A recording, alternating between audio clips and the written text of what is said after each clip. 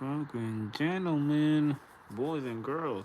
Alright, guys, so it's been a minute. Now, let's get back to it. We're gonna start off with the S&P. First off, actually, I'm gonna go through the S&P, Ethereum, and Bitcoin just to show you how we end up from being from this last weekend that I recorded to right now. So again, here's the S&P 500, and we're gonna start in the 1 hour candle. There's your time and date. So last Sunday, we ended up closing, or this Friday, we ended up closing, I believe, was it this Friday? Yeah, it was that Friday. This Friday, we ended up closing at all-time high. We ended up opening good. I forgot what was the panic or the sell for the market that it was dumping, especially as we get into Monday, because Monday there was no news, no data. So pretty much it was just going based off other bullshit. Then once we got to Monday morning, see how it reacted, we took another dump. I was trying to see how far we're gonna go down, which I didn't think we would, because there wasn't really nothing moving the market. And then on Monday I didn't get on. Monday night didn't pay attention that there was data on Tuesday till the last minute. And then I was gonna see, okay, depending on how we closed Tuesday, it was gonna tell me what it was gonna do afterwards, the next couple of hours and throughout the night. Especially if also I would have found out that we had Nvidia earnings coming up tomorrow and there was no data but Nvidia data. It was logic that if especially if yesterday's data came out early in the morning between your 5:30 and your 7, then that meant that by your 7:45 to 8:30, all that news and all these traders and investment moves were already been done, for the market to then tell you where it's gonna be the rest of the day. So seeing how Monday we dropped, I know this was a area to pay attention to. Besides that, with my boxes and whatnot, watch which are these, would tell me what's gonna happen. First of all, we have a weekly where we closed here last week, I believe. Yeah, this is where we closed last week. So being above that was very actually no, we closed right here. This is last week. So the fact that she didn't mark it off. So I don't want to put up my bullshit up because it'll make people confused more than what they are right now. So put that shit there. Then when I go to 1 hour candle, that was important. Let me go check monthly wise, weekly wise here. All right, so the fact that on Monday we stayed down, and this week, and I was mentioning it, well, I didn't mention it again, but when I was watching it today, I was like, okay, if it does this, because see, if I would have watched this is a weekly right here, resistance. The fact that on Monday we came down and tested this price right here, which if I go down my indicator, it will tell you that there was probably a cushion there as the market went down. That was where your cushion was going to be, your support. See right here. As long as we stay above this, my indicator is telling you that there's gonna be a rally happening. So the fact that it came down and it stayed in that area, especially with checking all the time frames, your 1 hour candle, 2 hour candle, whatnot.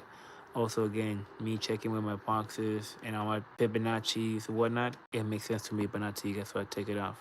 So not just that. So the fact that then on Tuesday, it stayed there. I know we have data. We had data at 5:30, and we also probably had data somewhere. We would typically have data 5:30, and if it's mixed, the next data will come out at either by 7:30, maybe. Yes, around there. So you really have to wait till 7:45 to 8:30 to see how the market is gonna really take that in, instead of taking, falling for all the bullshit in the first 30 to 1 hours of a 4 hour candle, or of the market. Because your next area to pay attention to would then be your 11:45 to 12:30 before the market closes for the S&P 500. So anyways, back to this 1 hour candle. So the fact that the S&P 500 then on Tuesday night, like typical, your 11:45 to 12:30 will be your next area to see where it's really going. And that's what it was making for the move. The fact that it didn't break through this indicator resistance of my indicator and this 50 Fibonacci, which again is a key point because that's where a weekly is at right there. And didn't even pass it, so rejected again. Then the fact that from pretty much 1 in the morning or whatever, midnight till 7 in the morning, 6, 7 in the morning, which the market is opening, the data is coming out. Notice no crazy volatility. Notice how it's maintaining close to that 50, maintaining above my indicator. And the fact that we're getting to your 11:45, your 7:45 to 8:30. That's when you go in for your buy because the market was then sustained. And not just that, the fact that you also knew that since the data was good and there was nothing, no crazy data after that, and your eyes was now gonna be on Nvidia, you knew, and we don't have no data tomorrow. It's a no-brainer that the market is gonna get through the emotion. It's gonna do this, and you're seeing it. Where it's gonna say all eyes on Nvidia, blah blah blah. Yeah, fine. See, so all this.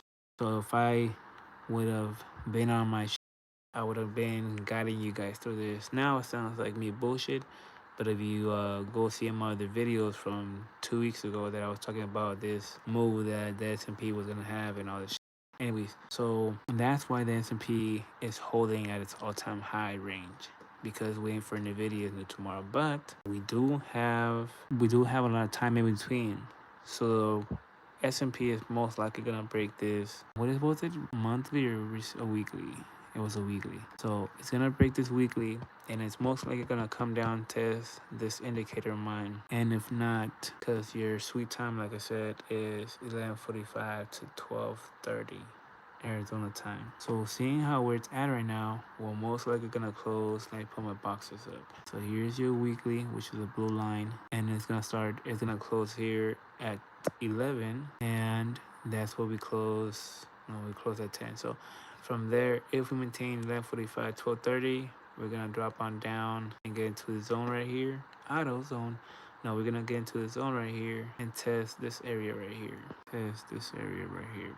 So what's gonna happen? We're gonna come down here most likely by 4, 5 o'clock. We should sustain this price, this area, and then go back up again here. If not, again, we could drop as low as down here and as we the morning stuff, we then recover. The other thing that could happen is for more bullishness really is it'll bullshit really in this area right here in this range. At 11 o'clock from 11 it'll start bullshitting here, and you should see some sort of pushing up at 1 o'clock and start creeping on up type of thing slowly. Or again, if it maintains 11:45, 12:30 in this area, we're gonna start dropping and testing this range. And as your 3, 4 o'clock maintains, we're gonna should start going up again. But then it's too early because Nvidia's gonna release their data till the end of the day. So in that time, Trump can tweet anything, politicians can say, mention any comments and whatever bullshit thing that they're gonna like. Anything can happen in between this time. It's not that from here the market's gonna hold and just keep on going on the whole night and morning. So just be aware of that. Another thing is that with Bitcoin, let's go now to Bitcoin. Take my bullshit off. So see how Bitcoin did the same thing. We had that drop on Monday, and notice how from Monday to Tuesday it was holding. Same thing what the S&P was doing, holding. It was telling you, hey, it was like that was your support, and then it was getting on up again. And I wonder what time it went up. At 10, 11 o'clock, and that's the time that the S&P starts going up to 11 o'clock. So not just that, but just notice the manipulation that they have in between. So besides that, you guys, so let's not go to the. Oh yeah. So that's one more thing I want to mention with the S&P 500, you guys. Weekly wise, this is gonna be a crazy week because you also have inflation data coming out this Friday.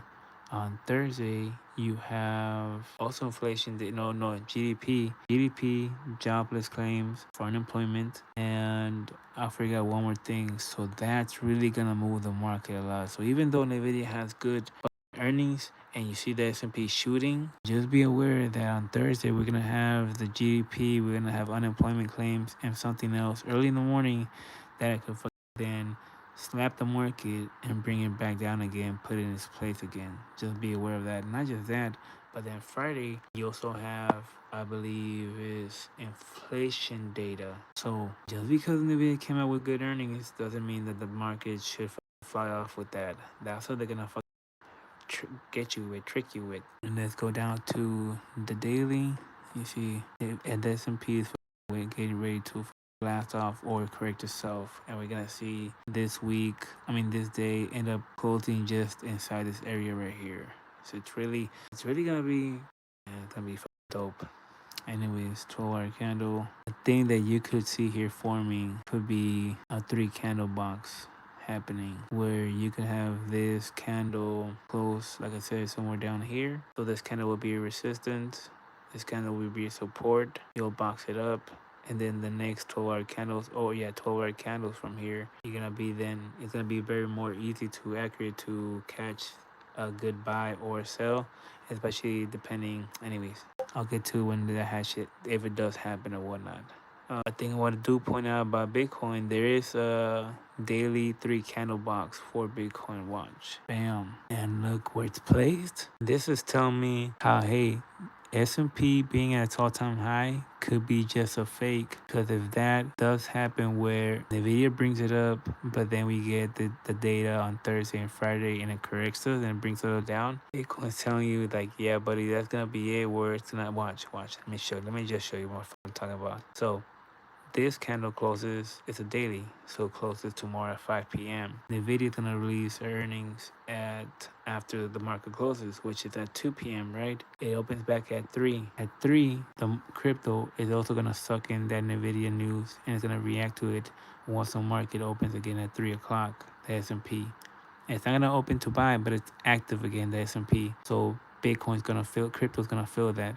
Depending on that, you're gonna see it shoot on down and go down here and start showing signs of weakness in your 109 to whatever whatnot. And as we get closer to 5, it's either gonna shoot down below it or it's gonna hold in that 109 108 range. And then it's really gonna be up to Friday. No, it's gonna be really up to and then it's gonna be up to Thursday to really save it or still push it on down, bring it down, or correct it and keep it above the 109 108. And then really it's gonna be up to Friday, but depending how we close on tomorrow. Damn, it's gonna be dope as fuck. I can see it, because we can either gonna see something like this where this third candle is gonna be Wednesday, and let's say we have bad news and we're about to fall, but here comes Thursday and we have good data miraculously. That's, or the opposite, we can have bad news tomorrow and then Thursday comes and it completes it. That's what I'm talking about here. And that's a daily. So if you go to the weekly, not just the weekly is telling you, yo, this is your trend, and if we break that bad news, it's gonna hit that trend. Too many lines, but here's this weekly line right here. And if I zoom in for a candle, let me take this crap off because I know it's gonna confuse the fuck out of you guys. There's that trend line. So, and here's that daily candle box, that 3 candle box that I just pointed out.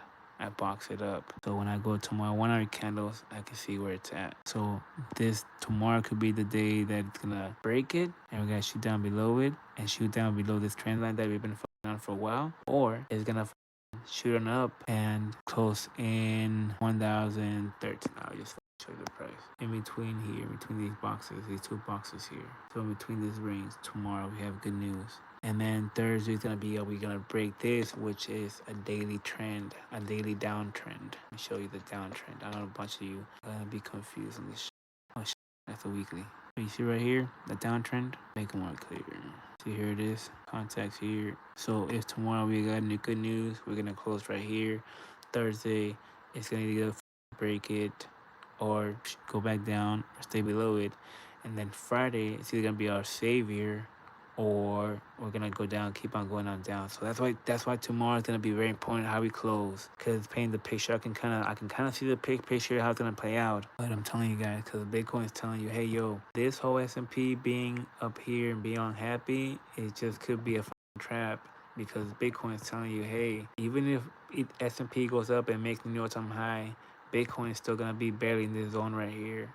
So then, yeah. Anyways, my brain works differently, you guys. So just be aware of that. And then for Ethereum, it also has a 3 candle box. So again, same thing with this one. Here's the trends right here. Here's the trend. We got bad news tomorrow. We're either gonna close halfway in between. That'll be good, or we're gonna close somewhere down here. Or as the news comes down, again, for Ethereum to really be hanging tomorrow down here in the 4,362, or at some point if we close there tomorrow or we keep down with that pressure, it gets down by there Thursday, you should just, and just something to be aware of or whatnot, because all this could just be bullshit and we could really go back down. And then also, this fuckface, it could say he's been talking about tariffs again. He's been talking about tariffs with China, about the magnets. How if China doesn't give him magnets, he's gonna put tariffs on them, 200% tariffs, and this is that. So that's gonna be, he's gonna mention that on Friday some point, especially if we have bad news. It's gonna boost the market up if he says, I'm gonna have a talk with China or with so and so and see how no good enough, forget all that bullshit. The same tactics where he'll post something on the weekend, especially if the market is doing bad. They'll post something that the market is looking forward or has been looking forward to of clearing out, which is normally tariffs, and they'll bring it up. And then on Sunday, he'll get a response. If it's good, the market will open happier or it'll open where it's at. So this is a tactic that he does a lot. Even XRP is waiting for it. XRP is saying, "Yo, good news." See, it's they all telling you, here's your downtrend. How many nights I know, but here's your downtrend. Here's your halfway point right here. Here's your base. It's waiting for the news tomorrow or this end of the week, and we're gonna close this month. We're gonna close this month at an all-time high, at a new monthly all-time high, closing at a new monthly all-time high. Or again, it's gonna be that correction, and it's gonna be all these candles, all these stocks, cryptos are telling you we're bullish, or again, it's gonna be more correction on down, but still to be cautious because the market is this not over yet. The crash is not coming yet. It's still all these are still telling you we're pretty much in the middle. But there's a move coming that is too much for me to explain because I really need to know how these candles are gonna close. Daily candles are gonna close tomorrow to have a better idea of this. Especially because I just got hopped on right now. But the more I know what this guy's gonna do over the weekend, the more I know how this data is gonna play out tomorrow with NVIDIA, the better I can understand or predict how this market is gonna work at the end of this week. Especially crypto is gonna tell you a lot this weekend how things are doing. Anyways, enough of this. I hope I didn't lose anybody. I know I did, but for those of you that kind of understood this or got the point, or but anyways, I appreciate you guys. Take care. Yo, what you doing, bro? Probably gonna drop. Think gonna drop. Anyways, read the poem. I'm bad at reading the chat, you guys, because I'm so focused on just going over all this shit. I don't want to bore you guys or nothing. But Postada, what's up? Blue, I normally go over the S&P 500, Bitcoin, Ethereum, and the major data key points that the S&P that's gonna affect the S&P 500. Because pretty much what affects the S&P 500 affects Bitcoin and Ethereum, and because they're all connected together. So I just like going over how the market and the candles should be reacting, especially when it comes to the S&P 500 and what time to pay it. Anyways, it's a whole strategy on how to read the S&P. I need to make a playlist on how I graph, what time to pay attention to, why it's important to do the strategies that I do, the steps that I use to understand to where the S&P is gonna end up predicting or going or moving, especially during the nighttime, during the morning time as we get data, so Bitcoin and Ethereum. Anyways, I don't know if that makes sense, bro, or we still here, but the liquidation probably gonna drop. Yeah, bro, I don't think that this shit's gonna blow up. The S&P keeps peaking and peaking, making new all-time highs and keeps dropping. It's like, I don't like it either. I don't like it either, and especially because they're moving, they're reprogramming the system. Like Bitcoin can't just blow up. If the S&P blows up, Bitcoin and Ethereum gonna blow up, and they're at the all-time high. So they need to maintain it with all these tariffs and all these wars. So that's why I don't believe. And then plus the data isn't good. So all this shit just red flags. But the market is saying the opposite. So I know I don't like it either. But I appreciate you guys. All right, you guys take care.